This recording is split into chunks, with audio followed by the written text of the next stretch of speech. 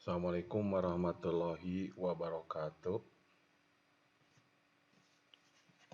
Kita pada kesempatan ini saya akan membahas tentang bagaimana mencari kecepatan dan percepatan pada mekanisme kombinasi linear dan rolling. Pada pertemuan yang lalu saya pernah bahas tentang simulasi kinematika mekanisme dengan menggunakan aplikasi Inventor 2022. Pada kesempatan ini saya akan coba menerangkan kembali kecepatan dan percepatan sesaat pada mekanisme kombinasi linear dan rolling. Pada materi ini, pada prinsipnya kita menggunakan teori yang sudah pernah dibahas ya di materi slider. Namun di sini yang berbeda adalah ada satu batang ya, yaitu batang 4 yang bentuknya adalah rolling. Jadi bedanya cuma di sini saja. Sedangkan bagian yang lain adalah cara menghitungnya adalah sama ya. Baik, sekarang kita lihat di sini. Ini di sini kita lihat ada suatu mekanisme kombinasi antara mekanisme batang ya, linear dan rolling ya. Jadi pada mekanisme ini kita akan menghitung besarnya kecepatan angular dan percepatan angular pada batang 4 sebagai akibat dari kecepatan angular ya yang diberikan pada engsel pada batang 21 ya di sini, yaitu omega 1. Nah, sekarang kita lihat bahwa kita lihat di mekanisme ini kita di sini ada batang 2 yang bentuknya seperti ini ya. Tapi kita tidak perlu melihat bentuk, yang penting adalah yang kita lihat adalah garis yang diambil adalah garis tegak lurus ya terhadap engsel. Itu sudah menunjukkan adalah radius yang akan digunakan pada rumus untuk mencari kecepatan linear ya. Nah, di sini kita lihat sebelum kita menghitung secara matematis kita perhatikan dulu ya mekanismenya. Jadi ketika batang ini kita dorong ya atau diputar dengan omega 1, maka yang terjadi batang 2 ini dia akan mendorong engsel ya. Engsel pada batang 23 ini tegak lurus P2 ke sini ya. Jadi sebagai akibat dari omega 1 maka terjadi kecepatan linear P2 ke arah kanan ke sini ya. Kemudian akibat dari kecepatan P2 ya sehingga menyebabkan batang 3 akan bergerak ya. Nah, perlu diketahui untuk batang 3 ini karena batang 3 ini bukan memiliki engsel yang tetap, maka si batang 3 ini dia harus ditentukan dulu mana yang menjadi engsel reference ya. Jadi referensi engselnya kalau misalkan kita ambil yang ini ya. Jadi engsel referensinya bisa Anda gunakan yang antara batang 3 dan 4, juga bisa pada batang 2 dan 4 ya. Jadi kalau misalkan referensinya antara batang 2 dan 3, maka batang 3 ini dia akan bergerak ya ke arah berlawanan arah jarum jam ya ke sini. Artinya kecepatan linearnya dia tegak lurus terhadap batang ya. yaitu yang saya notasikan adalah P3.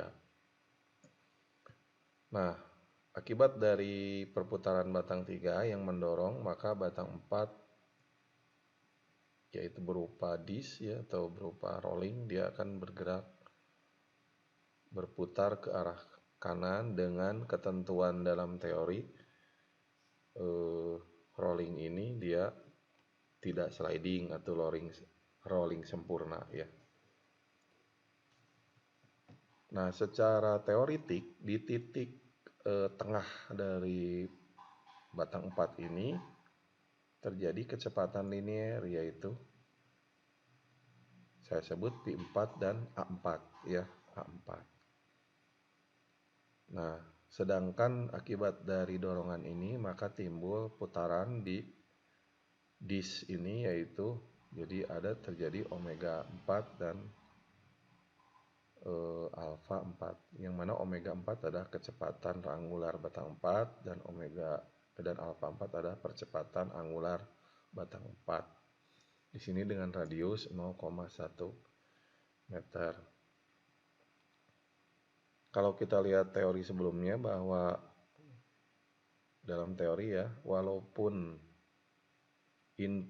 parameter input di sini ya, omega 1 itu bukan percepatan ya, tapi sebuah kecepatan, namun dampaknya perlu saya jelaskan lagi ya. Dampak di batang yang lain ini akan terjadi percepatan ya.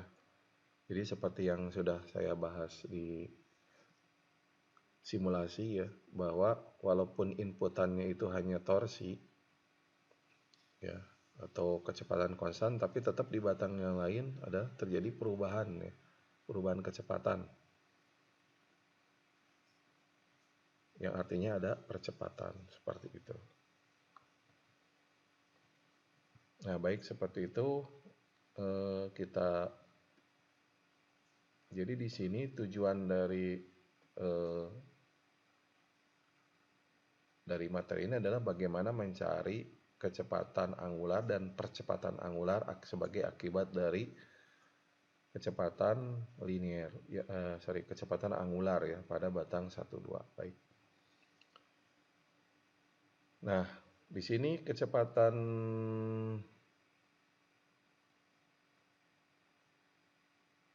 penggerak ya, ini maaf nih saya ubah dulu. Ini kecepatan penggerak omega 1 adalah 10 radian per sekon ya, 10 radian per sekon. Nah, di sini kita akan pertama kali kita harus menghitung berapa besarnya P2 ya, P2. Nah, besarnya P2 adalah omega 1 kali R1 sama dengan 10 kali 0,3 ya, karena di sini omega 1-nya adalah kecepatannya 10 radian per sekon, maka R1-nya dalam satuan meter langsung dikalikan 10 kali 0,3, maka P2 adalah 3 meter per sekon dalam bentuk linear ya, kayak gitu. Nah, akhirnya kita dapat nilai P2. Selanjutnya kita harus mencari nilai P3 dan P4 ya. Jadi dua nilai ini yang kita cari dulu ya. Nah, untuk mencari nilai P3 dan P4 kita sudah pernah bahas, yaitu dengan menggunakan metode grafis ya. Jadi memang mau tidak mau ketika menggunakan metode analitik ini kita harus menggunakan bentuk yang seadanya ya dari soal ya atau dari kasus ini, yang mana bentuk ini P2 ini adalah kecepatan sesaat pada saat posisi seperti ini ya. Padahal sebetulnya di posisi lain ini P3 ini akan berubah ya, yang tetap kan P2. Jadi ini makanya disebut kecepatan sesaat ya, karena memang sesaat ini aja yang kita cari. Dengan metode grafis kita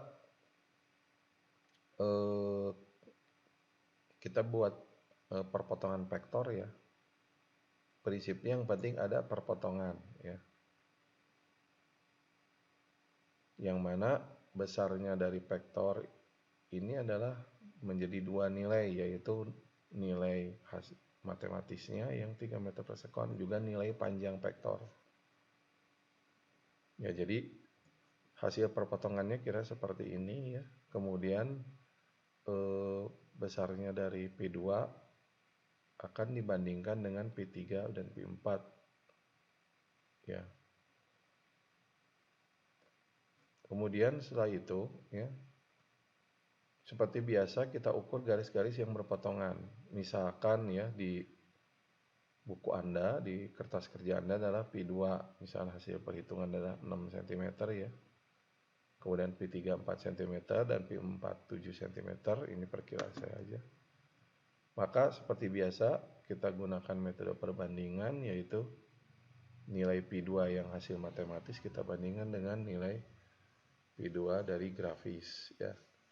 Maka diperoleh 6 per P2 ya, 7 per P4, 6 per 3 ya, 3 ini diperoleh dari hasil yang sebenarnya 3 meter per sekon sama dengan 7 per P4, maka V4 adalah 7 kali 3 per 6 atau 3,5 meter per sekon ya. Jadi P4 kita sudah dapat ya, yaitu besarnya 3,5 meter per sekon. Jadi yang ini 3,5 meter per sekon.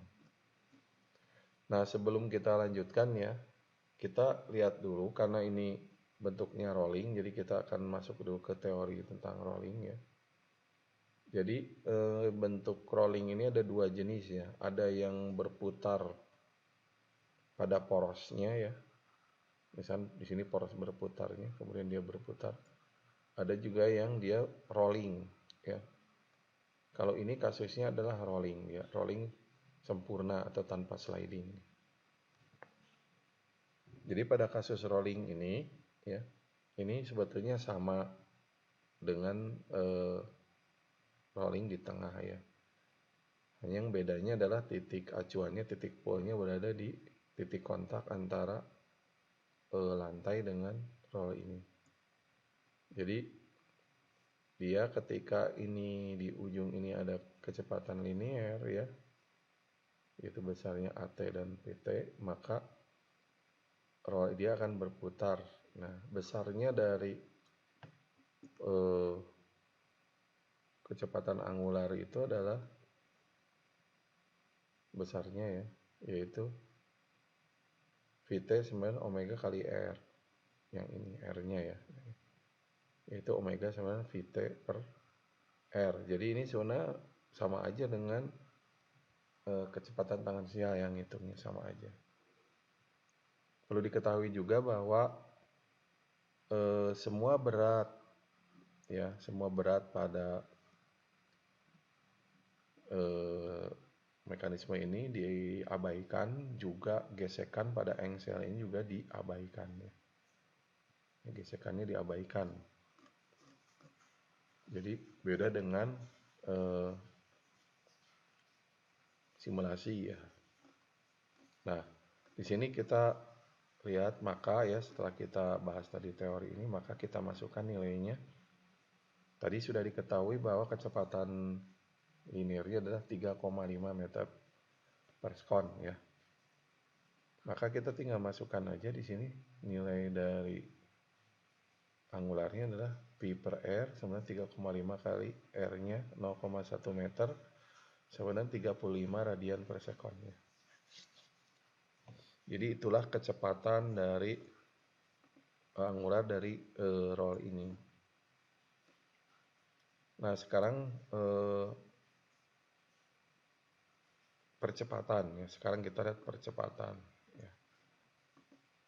Berapa percepatannya? Percepatan angular pada rolling ini ya. Jadi kecepatan angular pada percepatan angular dan itu adalah menggunakan rumus yang sudah tidak tadi barusan dibahas ya, yaitu alfa sama dengan AT per R ya, atau alfa 4 sama dengan AT per R.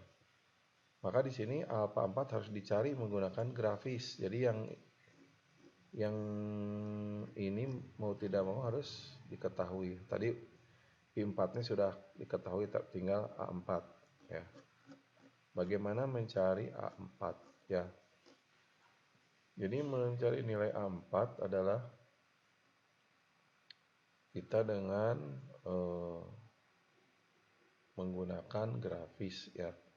Tapi grafis percepatan. Nah, untuk A4 ya, yaitu kecepatan pada titik tengah itu kita menggunakan teori yang sama dengan di slider ya, kasus slider, yaitu dia kecepatan di A4-nya itu linear, yaitu di titik pusat putarannya. Kemudian yang bisa kita ketahui adalah A kecepatan normal ya. Jadi sebelumnya ya saya ulangi lagi bahwa dalam mekanisme itu ada dua percepatan ya, yaitu percepatan normal dan percepatan tangensial, yang mana mereka saling tegak lurus. Tapi ketika suatu batangnya itu adalah dia itu konstan, maka yang ada adalah percepatan normal saja. Ya, jadi cuma percepatan normal. Jadi di kasus ini kita cuma ada percepatan A2-nya normal. Kenapa? Karena batang 2 ini dia kecepatannya konstan. Sedangkan batang 3 dia ada percepatan tangensial, jadi 2. Sehingga di sini kecepatan normal, kemudian berpotongan kecepatan tangensial. Ini perpotongan ini bebas ya. Jadi Anda mau, yang penting yang ini tegak lurus kemudian saling berpotongan di sini. Ya, kayak gitu. Nanti hasilnya akan sama. Nah, di sini kemudian nilai yang pertama yang bisa kita ketahui adalah normal, percepatan normal. Bagaimana menghitung percepatan normal? Yaitu dengan cara kita menggunakan rumus, yaitu A normal ya, P2 per R. Ya, ini rumus dari buku ya. Jadi P2 adalah, di sini kita tahu bahwa P2 adalah omega A, omega 2 ya, atau omega 1 ya, ini mungkin maaf. Kali R1 sama dengan 10 kali 0,3 jadi 3 meter per sekon. Dari rumus adalah dibagi P2 kuadrat per R, sehingga A normalnya adalah 3 kuadrat per 0,3 atau 9 dibagi 0,3 sama dengan 30 meter per sekon. Percepatan normal. Jadi nilai secara matematis ini sudah kita dapat ya, yaitu adalah 30 meter per sekon. Kemudian kita ukur tiap panjang vektor ya, sama seperti tadi menggunakan metode grafis ya. Jadi bandingkan apa yang panjang yang ada di kertas dengan nilai matematisnya. Maka misalkan ini panjangnya A2 normalnya 6 misalkan, kemudian A4-nya 4,5, maka besar percepatan A4 dengan menggunakan perbandingan adalah panjang A4 per A4 panjang A normal per A normal sama dengan 4,5 per A4 sama dengan 6 per 30 ya, gitu. Sehingga hasilnya adalah percepatan di A4 adalah 4,5 kali 30 per 6. Jadi sama dengan 22,5 meter per sekon kuadrat. Maka di sini kita peroleh percepatannya adalah 22,5 meter per sekon kuadrat yang ini ya, yaitu ke arah kiri.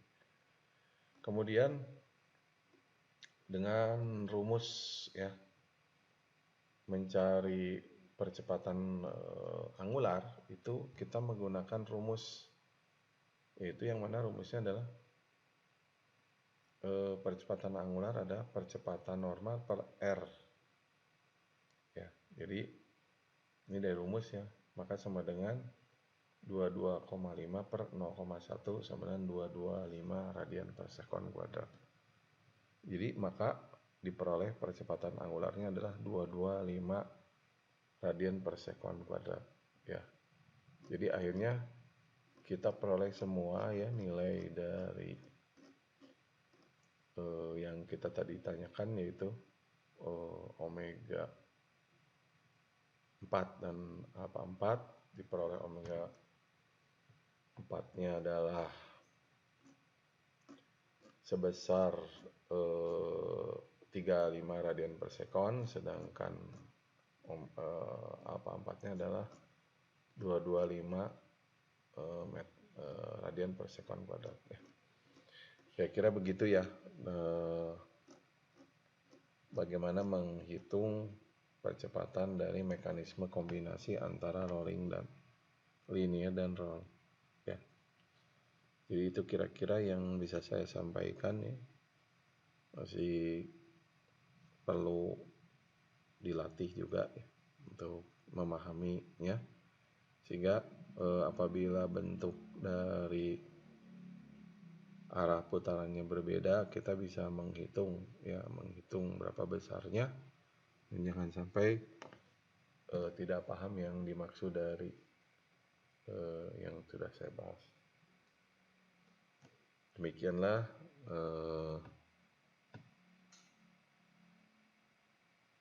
cara menghitung percepatan.